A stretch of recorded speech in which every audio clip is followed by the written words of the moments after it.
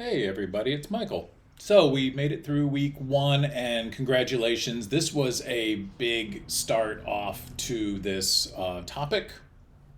And by big, I mean there's a lot of ideas this week, and not all of the ideas were necessarily that easy to follow or even to kind of get a handle on because there was a lot of videos this week and a lot of time spent, I think, in just getting some general ideas, if that makes sense. And thank you all for going down this somewhat open-ended route. And this open-endedness comes from the fact that there's a lot going on in each week's mural. Now that we have so many people here, as you can see, just got to meet and say hello to most of you.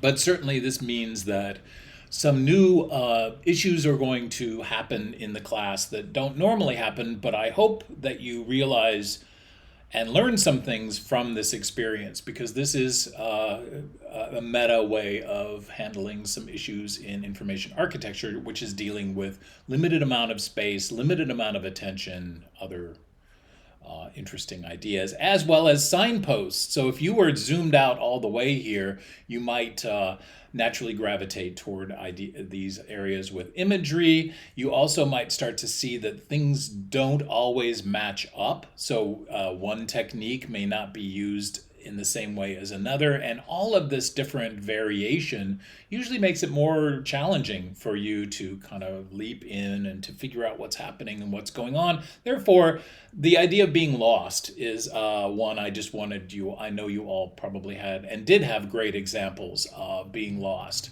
And being lost or being disoriented is a big part of what we're going to end up trying to do for others. We're going to try to orient them.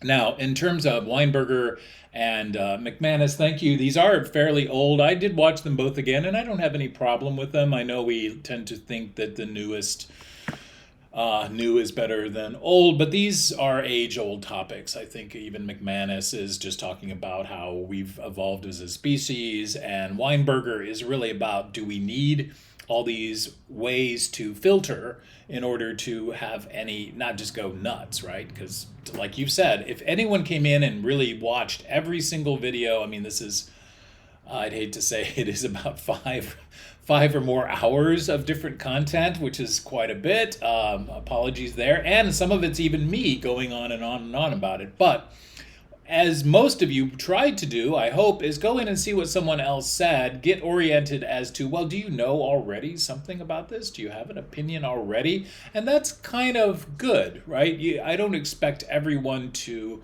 boil the ocean in order to grasp the basic topics. There's too much information or too much stuff out there, and it's very difficult to manage what of that is worth your time and effort. But before I leave this week, as I said, this particular unstructured layout is important because we talked just as, or we, I think McManus's point will come home. Oh, finally on McManus, you know, his whole thing about the transparency was some stupid joke. I mean, he's trying to make a very clever point, but it is funny that in this particular version of it, I thought it wasn't as obvious that he was trying to pull off this sort of strange idea that computers will be ubiquitous. And yes, maybe they will, but I don't know. Humans will play a huge role in how they're going to be used anyway. I'm not too dystopic.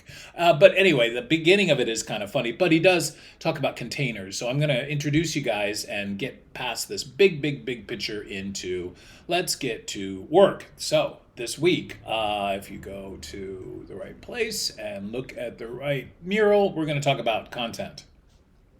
So the goals for this week, I'm not going to spell out everything. Please do take a look because we're going to start assignment 1, which is to find a database. We are going to put that database into Airtable, and then if you should, by the way, watch these 2 videos. If you've never done this kind of thing before, I think my 2 videos here try to give you every bit of insider info on how this actually works if you're not familiar.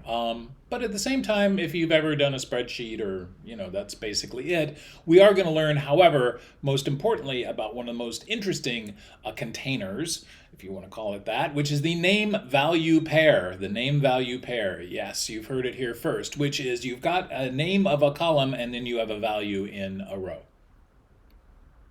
Pretty miraculous idea. Whoever came up with that, good for you, because it's really powerful. And it is just about as worthwhile as you can imagine, because there is, there's got to be some reason why you have these different words and values. I'm not going to get entirely into as much as I used to about how data types, which is different types of data. But like I said, my video goes through most of this. But just to let you get oriented, like this is a tweet, now an X, I guess. Just to think, if a tweet for you is just a name and a piece of text, which it used to be, there's actually more data than you are just seeing at the surface. So a lot of the exploration this week is to, outside of hashtags, try to delve into Twitter, because Twitter is the biggest, X is the biggest open database pretty much there is, and there's probably every possible thing in there you could ever imagine. So it's a real easy place to experiment with searching, and searching especially on different sort of fields than you're used to. So my goal here is just to get you used to the fact that there's more than one field, so that when you go find a database, which is your other task this week, that database can be from Airtable. Again, I go through a lot of this, and you can ask questions. One point is to try to start early in the week and maybe get an idea of what needs to be done, contribute that idea here, and get feedback from me and others, right? You can either win right off the bat and say, hey, yeah, this is a great topic and a great set of data that represents the topic, or you can need to do some more work on it. And in fact, we will also continue this same exploration next week. But I do offer some ideas. Again, go through it in the video. You can scrape sites if you've never done that. It's pretty fun that you start to see, or you can at least realize that most sites are really just display of databases, which is cool. And if you like, you can follow me, because I am going to delete this because import.io is no longer available and it costs money. And so, yes, how to get data. Simple Scraper, I think, is the newer ones that are working. If you want to scrape, I am going to talk about a journey just to give you an idea. This is called Perfumer's Apprentice. I was fascinated with aroma chemicals for a while, but I really hated their site. I hated the way it was organized. It was really hard to find things. So I'm going to go along with you to find some data that I don't think is particularly well organized or interesting, maybe, or a site that just does a bad job. That's not necessary, by the way. I mean, the goal here is just to have some data that you're working with. Many of you might choose the same sort of data. We're going to find out. So that's why. Early in the week, why not get started in finding some data? And by the way, I actually mean content, not data, because sometimes one of the biggest issues is having a lot of numeric data. Numeric data is a different problem, which we will not tackle. We're going to do more qualitative data, like a tweet. Yeah, there's a date and a place in here somewhere, but it's really more about a content that's readable. And that's what your database should also be. And some other examples here is just like a song in iTunes. These are all the pieces of data that they keep on the song, but really the important thing is the song. So hopefully that gets you started. Because there's so many of you, just remember, try to conserve space as best as possible. I can actually make this mural much, much bigger, but I'm more interested in having the constraint, because then it helps me kind of see who's there and what kind of patterns you come up with. It's actually always interesting. And one last thing just before I go, thank you for your patience, is I do have a little bit of a hard time keeping track of who did what. So when you put your name on something somewhere, that helps me. I can find out, but it takes a little bit more time, and so if you want to help me out by putting your name somewhere in the text that you put onto the screen.